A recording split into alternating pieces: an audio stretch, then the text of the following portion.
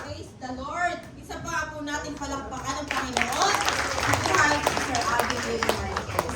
Praise the Lord! Dadako lamang po tayo sa ilang announcements. At every Tuesday, tuloy-tuloy po rin po yung ating Apero Prayer Revival, 6 o'clock p.m. doon po sa JL Nova Proper. At every Wednesday, ating po Faith Revival Meeting, doon po sa Bunlog, Bukawi, Bulacan, 6 o'clock p.m. din po yan.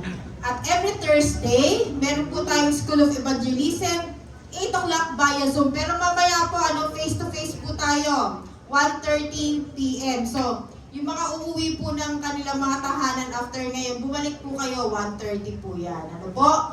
At every Saturday, meron po tayong Aperon Dawn Watch, 5 o'clock a.m. via Zoom din po yan.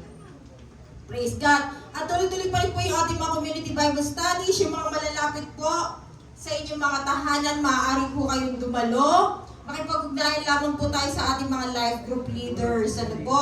Or kay Kuya Lawrence, kung meron pong magbubukas ng mga gawain, ano po, sa kanilang mga tahanan, sa kanilang mga school, or sa kanilang pong mga trabaho, pwede po kayo makipag-ugnayan kay Kuya Lawrence para po mabigyan po kayo ng kung sino po yung pwede natin ipadala sa inyo pong papabuksan ng mga gawain.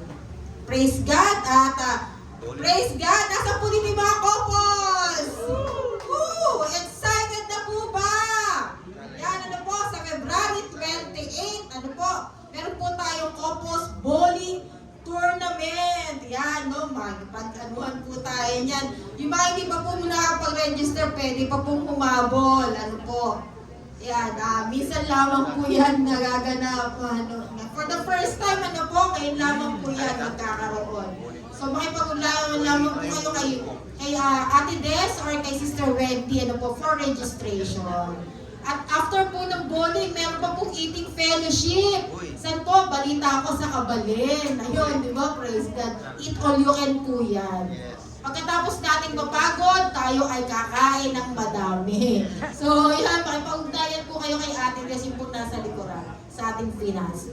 Yun lamang po at maaari po tayong tumayo para po seryohan ang katagumpayan na binigay sa atin ng ating panahon.